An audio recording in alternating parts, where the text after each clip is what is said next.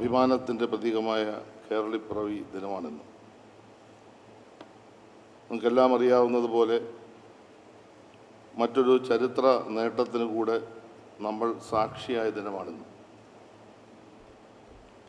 അതിദരിദ്രരില്ലാത്ത സംസ്ഥാനമായി നമ്മുടെ കേരളം മാറിയ പ്രഖ്യാപനം ബഹുമാന്യായ മുഖ്യമന്ത്രി ഇന്ന് നിയമസഭയിൽ നിർവഹിക്കുകയുണ്ടായി. അതുകൊണ്ട് തന്നെ ഈ ദിവസം, ഈ വർഷം ഒരു ചരിത്ര ദിനവും വർഷവുമാണ്. കേരളപ്പിറവി ആഘോഷങ്ങളോടൊപ്പം നമ്മുടെ മാതൃഭാഷയുടെ മഹിമ വിളിച്ചോതുന്ന മലയാള ഭാഷാ ദിനാഘോഷത്തിൻ്റെയും ഭരണതലത്തിൽ ഭാഷയുടെ പ്രയോഗം ശക്തിപ്പെടുത്തുന്ന ഭരണഭാഷാ വാരാഘോഷത്തിൻ്റെ ഉദ്ഘാടനം ഇന്നിവിടെ ബഹുമാനപ്പെട്ട മുഖ്യമന്ത്രി നിർവഹിക്കുകയാണ്. കേരളപ്പിറവിയുടെ ചരിത്രം നമ്മെ ഓർമ്മിപ്പിക്കുന്നത് വിവിധ വൈജാത്യങ്ങളെ ഉൾക്കൊണ്ടുകൊണ്ട് ഒരു പൊതു സ്വത്വമായി മാറിയ ഒരു ജനതയുടെ ഐക്യമാണ്. അതാണ് മലയാളം. ഭാഷയുടെ പേരിൽ രൂപം കൊണ്ട നമ്മുടെ സംസ്ഥാനം പിന്നീട് വിദ്യാഭ്യാസം, ആരോഗ്യം, സാമൂഹ്യനീതി തുടങ്ങിയ മേഖലകൾ ലോകത്തിന് തന്നെ മാതൃകയായി. ഈ വളർച്ചയുടെ എല്ലാം അടിത്തറ നമ്മുടെ ഭാഷയാണ്. നമ്മുടെ ചിന്തകളെയും വികാരങ്ങളെയും ചരിത്രത്തെയും പാരമ്പര്യത്തെയും വരും തലമുറകളെ കൈമാറാനുള്ള പാലമാണ് മലയാളം. മലയാള ഭാഷയുടെ സമഗ്രമായ വളർച്ചയ്ക്കായി പ്രവർത്തിച്ച എഴുത്തച്ഛൻ മുതൽ ആധുനിക സാഹിത്യകാരന്മാർ വരെയുള്ള എല്ലാ മഹാരഥന്മാരെയും നാം ഈ അവസരത്തിൽ സ്മരിക്കുകയാണ്. സാഹിത്യത്തിൻ്റെയും കലയുടെയും മറ്റ് സാംസ്കാരിക രൂപങ്ങളുടെയും വളർച്ചയോടെയാണ് ഒരു ജനതയുടെ ആത്മാവ് പ്രകാശിക്കുന്നത്. ഈ ദിനം നമ്മുടെ മാതൃഭാഷയെ കൂടുതൽ സ്നേഹിക്കാനും അതിനെ എല്ലാ അർത്ഥത്തിലും സംരക്ഷിക്കാനും നാം ഓരോരുത്തരും പ്രതിജ്ഞയെടുക്കേണ്ട ഒരു സന്ദർഭവും ഒരു ദിനവുമാണ്. മലയാളമാണ് നമ്മുടെ സ്വത്വവും ശക്തിയും. നമ്മുടെ സാംസ്കാരിക പൈതൃകവും ചരിത്രബോധവും വരും തലമുറയിലേക്ക് കൈമാറാനുള്ള ഏക വഴിയാണ് നമ്മുടെ മാതൃഭാഷ. ഈ സാഹചര്യത്തിൽ ലോകമെമ്പാടുമുള്ള മലയാളികൾക്ക് ഭാഷാ പഠനത്തിന് സൗകര്യമൊരുക്കുന്ന നടപടികൾ സാംസ്കാരിക വകുപ്പിൻ്റെ കീഴിൽ പ്രവർത്തിക്കുന്ന മലയാളം മിഷൻ വഴി നമ്മൾ വളരെ ഫലപ്രദമായി നിർവഹിക്കുകയാണ്. പ്രവാസ ലോകത്ത് കഴിയുന്ന നമ്മുടെ കുട്ടികൾക്ക് മലയാളം പഠിക്കാനും സാംസ്കാരികമായി കേരളത്തോട് ചേർന്ന് നിൽക്കാനും മിഷൻ നടത്തുന്ന പ്രവർത്തനം അതിൻ്റെ പങ്ക് വലിയ പങ്കാണ് നിർവഹിക്കുന്നത്. അതിർത്തികളില്ലാത്ത മലയാളം എന്ന ആശയത്തിൽ ഊന്നി വിദേശ രാജ്യങ്ങളിലെ മലയാള പാഠശാലകളിലൂടെ നമ്മുടെ ഭാഷയെ ശക്തിപ്പെടുത്താൻ മലയാള മിഷൻ 64 രാജ്യങ്ങളിലായി നടത്തുന്ന ശ്രമങ്ങൾ കൂടുതൽ രാജ്യങ്ങളിലേക്ക് വ്യാപിപ്പിക്കാൻ വേണ്ടിയാണ് നമ്മൾ ശ്രമിക്കുന്നത്. മലയാള ഭാഷയുടെ മഹത്വം ഭരണരംഗത്തും പൂർണ്ണമായി പ്രതിഫലിക്കണം. അതുകൊണ്ടാണ് ഭരണഭാഷാ വാരാഘോഷത്തിന് നമ്മൾ പ്രാധാന്യം നൽകുന്നത്. ജനാധിപത്യ ഭരണകൂടത്തിൻ്റെ എല്ലാ പ്രവർത്തനങ്ങളും സാധാരണ മനുഷ്യൻ്റെ മനസ്സുകളിലേക്ക് എത്താൻ കഴിയുന്നതായിരിക്കണം ഭരണപരമായ പ്രവർത്തനം. ഭരണപരമായ ഉത്തരവുകളും ഫയൽ നീക്കങ്ങളുമെല്ലാം മലയാളത്തിലാകുന്നതിലൂടെ സർക്കാരും ജനങ്ങളും തമ്മിൽ കൂടുതൽ ബന്ധം ഉണ്ടാകുകയാണ്. ഈ ഭരണഭാഷാ വാരാഘോഷം മലയാളത്തെ ഭരണരംഗത്ത് കൂടുതൽ കാര്യക്ഷമമായും പൂർണ്ണമായി ഉപയോഗിക്കാനുള്ള പരിശീലനങ്ങൾക്കും ബോധവൽക്കരണങ്ങൾക്കും ഊന്നൽ നൽകും. സാങ്കേതികവിദ്യയുടെ ഈ കാലഘട്ടത്തിൽ ഭരണകാര്യങ്ങൾ മലയാളത്തിൽ ഡിജിറ്റലായി കൈകാര്യം ചെയ്യാനുള്ള നൈപുണ്യം ഉദ്യോഗസ്ഥർക്ക് ഉണ്ടാകേണ്ടത് അത്യാവശ്യമാണ്. മലയാള ഭാഷയുടെ മധുരം നമ്മുടെ ഭരണനിർവഹണത്തിലും അലിഞ്ഞു ചേരുമ്പോഴാണ് നമ്മൾ പൂർണ്ണമായും ഒരു ഭാഷാ സംസ്ഥാനമാകുന്നത്. നമ്മുടെ നാടിൻ്റെ എല്ലാവിധ പുരോഗതിക്കും അടിസ്ഥാനമായ ഭാഷാപരമായ ഐക്യം നിലനിർത്താൻ നമുക്ക് ഒരുമിച്ച് പ്രവർത്തിക്കാം എന്ന് സൂചിപ്പിച്ചുകൊണ്ട് അധ്യക്ഷ പ്രസംഗം അവസാനിപ്പിക്കുന്നു. നന്ദി, നമസ്കാരം.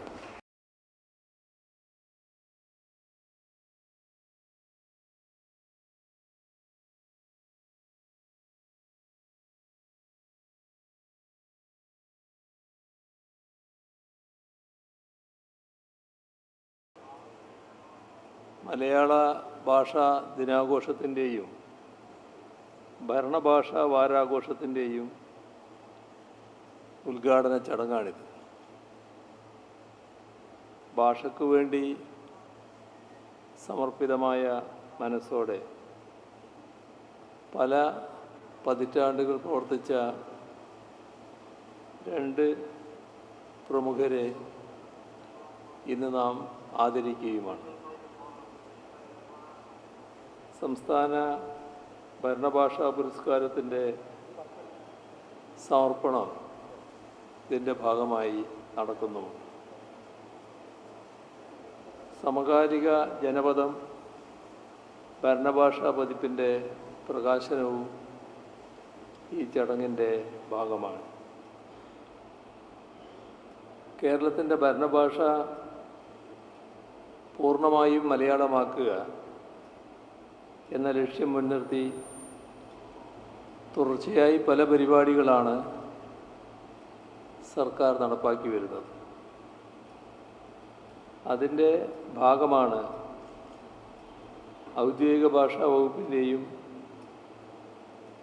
വിവര പൊതുജന സമ്പർക്ക വകുപ്പിൻ്റെയും സംയുക്ത ആഭിമുഖ്യത്തിൽ നടക്കുന്ന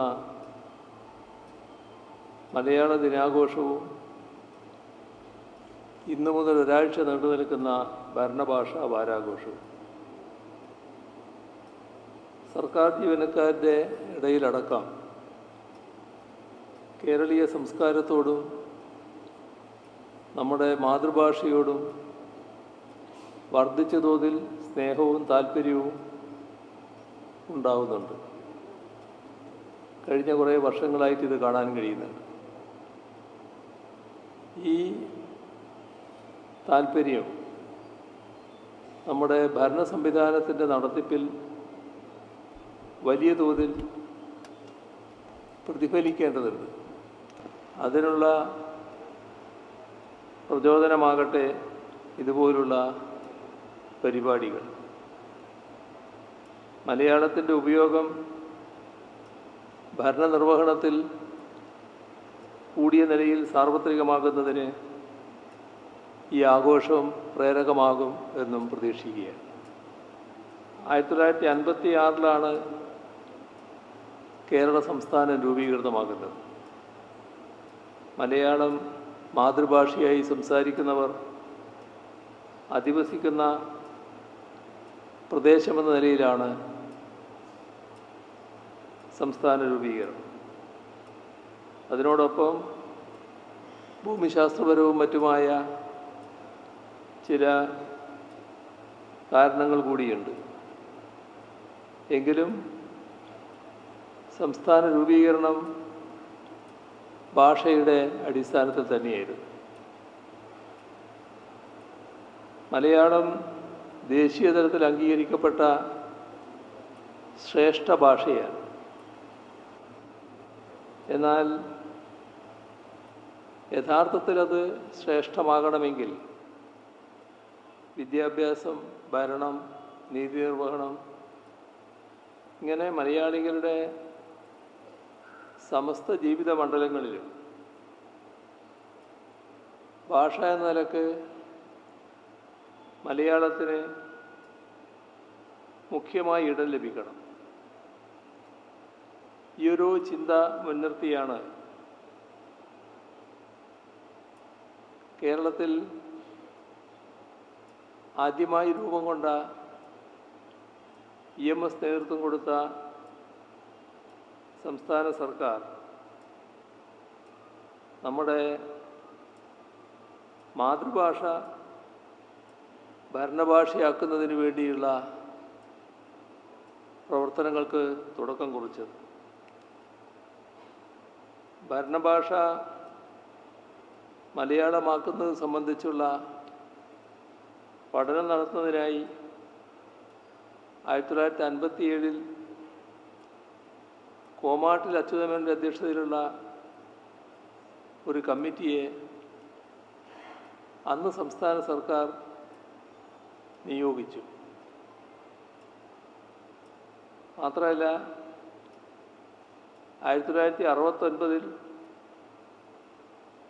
കേരള ഔദ്യോഗിക ഭാഷ ആക്ട് പാസ്സാക്കുകയും ചെയ്തു. 2015 കേരളത്തിലെ എല്ലാ വകുപ്പുകളിലും സ്ഥാപനങ്ങളിലും ഭരണഭാഷ മലയാളമാക്കിക്കൊണ്ട് വിജ്ഞാപനവും പുറപ്പെടുവിച്ചു. നിയമപരമായി ഇംഗ്ലീഷും ന്യൂനപക്ഷ ഭാഷകളും ഉപയോഗിക്കേണ്ട സാഹചര്യങ്ങളിൽ അവ ഉപയോഗിക്കാമെന്നും മറ്റ് സാഹചര്യങ്ങളിൽ പൂർണ്ണമായും മലയാളം ഉപയോഗിച്ചേ മതിയാവൂ എന്നും ഉത്തരവും പുറപ്പെടുവിച്ചിരുന്നു. 2017 മെയ് 1 മുതൽ ഈ ഉത്തരവ് കർശനമായി പാലിക്കണമെന്ന നിർദ്ദേശവും നൽകിയിട്ടുണ്ട്. പക്ഷേ ചില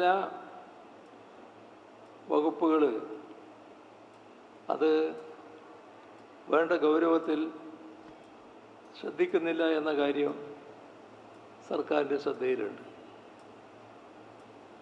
ഇവിടെ സർക്കാരിൻ്റെ വിശ്വാസം നിയമം അടിച്ചേൽപ്പിച്ചുകൊണ്ടല്ല ഭരണഭാഷ മലയാളമാക്കേണ്ടത് എന്നാണ്. ഭാഷാ പഠനത്തിനായും ഭരണഭാഷാ മാറ്റത്തിനായും ശക്തമായ നടപടികളുമായി സംസ്ഥാന സർക്കാർ മുന്നോട്ട് പോവുകയാണ്. ഇനിയും അത് മുന്നോട്ട് പോവുക തന്നെ ചെയ്യും. ഏത് രാജ്യത്തും ഭാഷയുടെ വികസനം ഭരണഭാഷയുടെ വികസനം ഇത് രണ്ടും പരസ്പര പൂരകമാണ്. ഭരണമടക്കമുള്ള ദൈനംദിന കാര്യങ്ങളിൽ ഉപയോഗിക്കുന്നില്ലെങ്കിൽ പിന്നെ ആ ഭാഷ എങ്ങനെയാണ് ഒരു ജീവഭാഷയാവുക? ഭരണഭാഷയുടെ ക്രമാനുഗതമായ വികാസത്തെ സ്വാധീനിക്കുന്നത് ജനങ്ങൾക്കും സർക്കാരിനുമിടയിലുള്ള വിനിമയ മാധ്യമമാണോ അല്ലയോ എന്നതിനെ ആശ്രയിച്ചാണ്. അത് മനസ്സിലാക്കിയാണ് അടിസ്ഥാനപരമായ ഒരു നിയമനിർമ്മാണം നമ്മുടെ സംസ്ഥാനം നടത്തിയത്.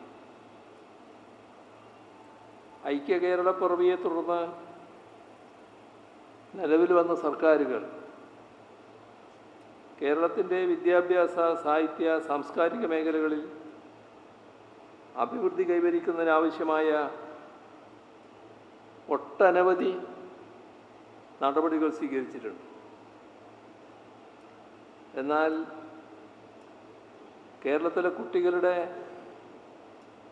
മാതൃഭാഷാ പഠനം ഉറപ്പുവരുത്തുന്നതിന് എന്തുകൊണ്ടോ ആർക്കും കഴിഞ്ഞിരുന്നില്ല. അതൊരു കുറവായിരുന്നു. നമുക്ക് സംഭവിച്ച പോരായ്മയായിരുന്നു. ആ കുറവ് പരിഹരിക്കുന്നതിനാണ് 2017 മലയാള ഭാഷാ പഠന ബില്ല് പാസ്സാക്കിയത്. മാതൃഭാഷ പഠിക്കാതെ ബിരുദമെടുക്കാൻ കഴിയുന്ന ഒരേ ഒരു സംസ്ഥാനമായിരുന്നു കേരളം. ആ സ്ഥിതി മാറ്റാനാണ് ആ നിയമനിർമ്മാണത്തിലൂടെ സർക്കാർ ഉദ്ദേശിച്ചത്. മലയാളത്തിന് ശ്രേഷ്ഠ ഭാഷാ പദവി ലഭിച്ചു. പക്ഷേ ഭാഷാകാര്യങ്ങളിൽ ഇപ്പോഴും ചില പ്രശ്നങ്ങൾ നിലനിൽക്കുകയാണ്. മലയാള ഭാഷയെ സംബന്ധിച്ചിടത്തോളം ലിപികളുടെ കാര്യത്തിലും എഴുത്തിലും അച്ചടിയിലും സമാനതയില്ല. മലയാളത്തിൻ്റെ എഴുത്ത് രീതിയിൽ ഏകീകൃത സ്വഭാവവുമില്ല. ഈ പോരായ്മ പരിഹരിക്കുന്നതിന് വേണ്ടിയാണ് 2021 സർക്കാർ ഭാഷാ മാർഗനിർദ്ദേശം വിദഗ്ധ സമിതി രൂപീകരിച്ചത്. ശ്രീ VP ജോയി IAS അധ്യക്ഷനാക്കിയാണ് ആ സമിതി രൂപവൽക്കരിച്ചത്. ആ സമിതി വളരെ വേഗം തന്നെ റിപ്പോർട്ട് സമർപ്പിച്ചു. ആ റിപ്പോർട്ടിൻ്റെ അടിസ്ഥാനത്തിൽ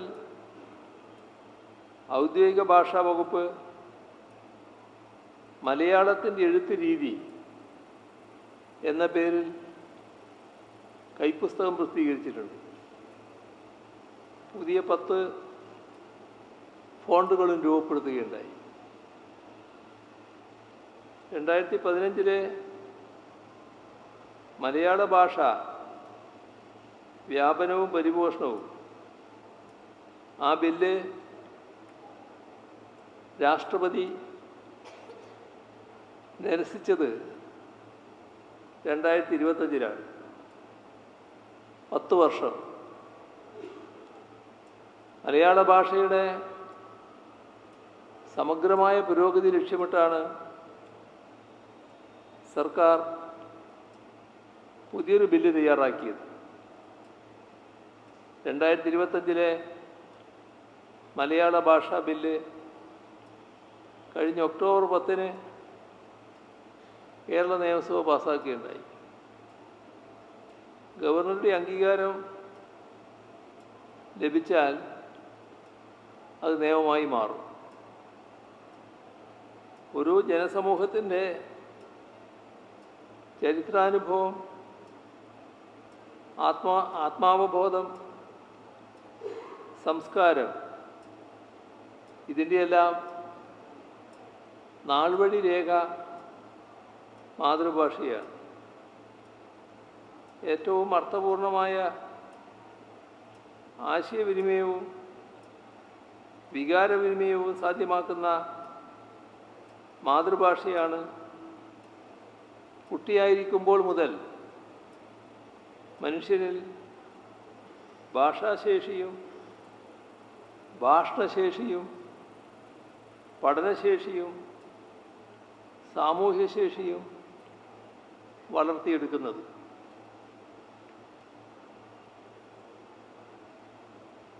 സാമൂഹിക ഭേദങ്ങൾക്കതീതമായി മനുഷ്യരെ ഒന്നായി ബന്ധിപ്പിക്കുന്ന ഘടകമാണ് മാതൃഭാഷ. മാതൃഭാഷാ സംരക്ഷണവും പോഷണവും, അതേപോലെ തന്നെ മാതൃഭാഷയിലൂടെയുള്ള വിദ്യാഭ്യാസവും, മാതൃഭാഷ ഭരണത്തിൽ ഉപയോഗിക്കലും, മറ്റ് ജീവിത വ്യവഹാരങ്ങളും, സാംസ്കാരിക ദൗത്യവും യഥാർത്ഥത്തിൽ ഒരു രാഷ്ട്രീയ ദൗത്യം കൂടിയാണ്. 2025 മലയാള ഭാഷാ ബില്ല് ആവിഷ്കരിക്കുമ്പോൾ സർക്കാർ ഏറ്റെടുത്തത് ഈ ദൗത്യമാണ്.